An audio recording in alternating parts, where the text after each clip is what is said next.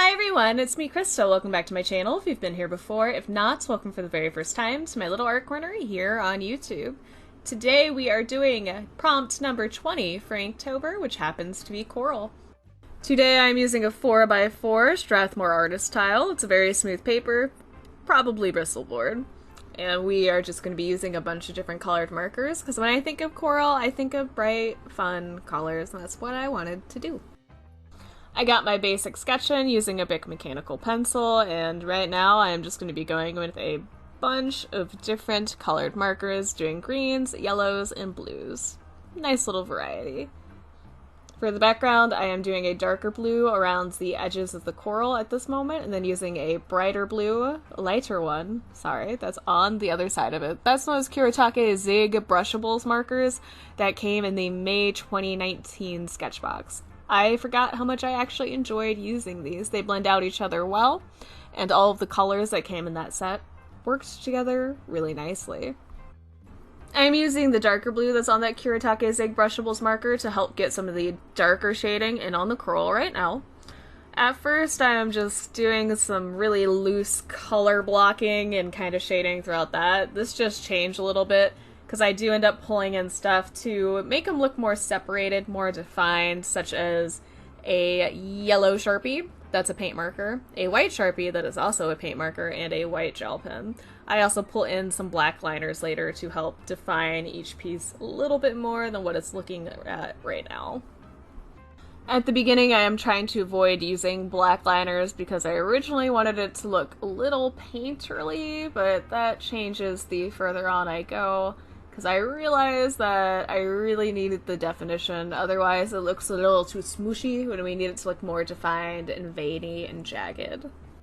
I've always found coral really interesting to look at, and I'm surprised that I hadn't attempted to draw it ever before. I know the thought has crossed my mind quite a few times, but I've never gotten around to it. So doing this was fun in that regard, because I got to draw something I'd been thinking about doing, and I kind of learned what coral actually looks like. And when I say what coral actually looks like, I mean that we all have these ideas of what something looks like in our head, and sometimes that can impact how we draw. But when we draw, we need to actually look at something. I did look at a reference photo for this, a couple of different ones, and played around with the ideas, but I'd never really paid that close of attention to what coral actually looks like, much less thought about how to actually draw it. So it was interesting using that thought process to do this, because my preconceived notions of what it looked like were wrong. I started doing the background, as you can see here, and I used the darker part of the dual-dipped Kuretake-Zig Brushables marker and then lightened it up with the other side. I wanted it to look streaky. I like doing that effect for backgrounds in general. It reminds me of just doing brush strokes in the background, and I just like the texture it adds. I jump around between the different markers on the coral and then doing the background. This is a lot of the time how I work. I tend to jump around the entire piece, do a section a little bit, then go, oh wait, I need to do this, and it's a little scatterbrained. In some ways it works better though, because you tend to look at the whole thing as a full drawing instead of just focusing on one little minute detail. You're looking at the forest and not missing it for the trees, basically. To use that wonderful cliche. At this point I start realizing that I'm probably not going to have enough contrast within the coral without pulling in some black liners, so I pull in a black Faber-Castell Pitt pen. This one is the brush tip one, I think it's a small brush tip. And I use that to get some nice chunky lines. I also pull in a medium-sized liner, also Faber-Castell Pitt pen, in order to get some finer details going on. And then even later, I pull in a black gel pen. I believe it's a Pentel Arts Hybrid Technica one in 0.3 in order to get even finer black lines in there. For right now, at this moment in time, all my shading and lines are very big and very chunky, which that would work if this was a larger drawing, because this is a tiny little 4x4 drawing. It doesn't work quite as well. It's a good start, but I need to break it up a little bit more and create a lot more contrast.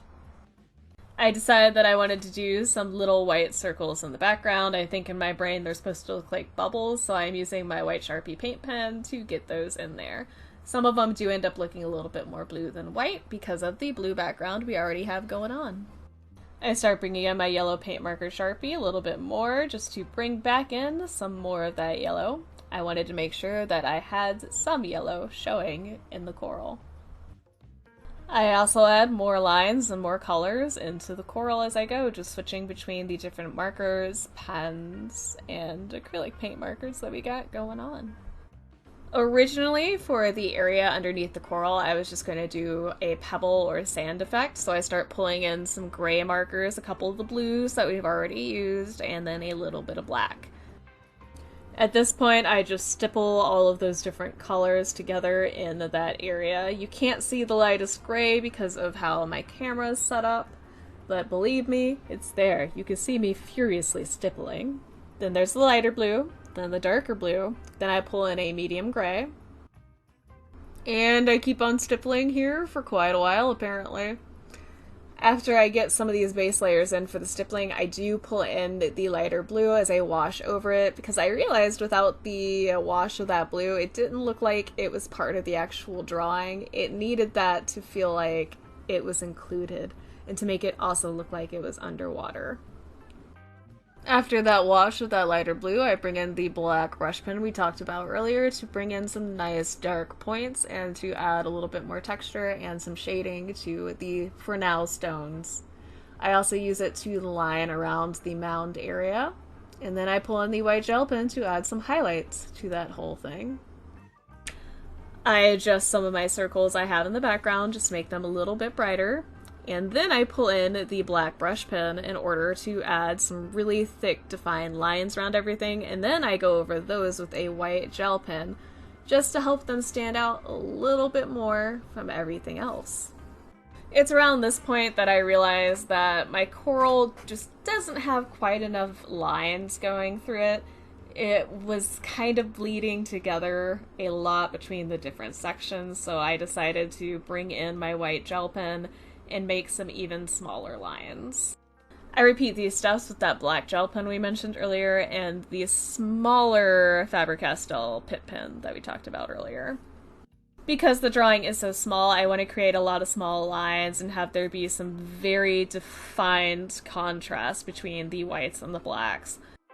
It definitely gives this drawing a more illustrative or more cartoony look, but I end up liking how it looks together. I think with the bright colors, having the really defined black lines and the really defined white lines adds a nice, bright, stylistic element to it.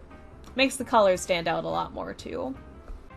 I also decided to pull in some little squiggly white lines into the mound area to make it look like other coral that this coral is kind of growing on top of. Decided at the last minute I wanted to do that, so that's what I did. And then after I get the white little squiggles in, I go in with some black ones, once again just to add more contrast and make little pieces stand out quite a bit more.